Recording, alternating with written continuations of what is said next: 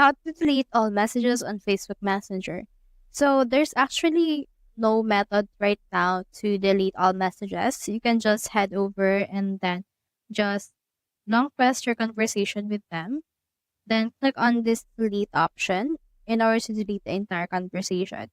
Now you can just head over and then do that one by one until you clear everything on your inbox. Alternatively, you can also just delete your account or deactivate your account altogether. In order to do that, go to your Facebook, click on your three lines, click on this gear icon, click on this Meta Account Center.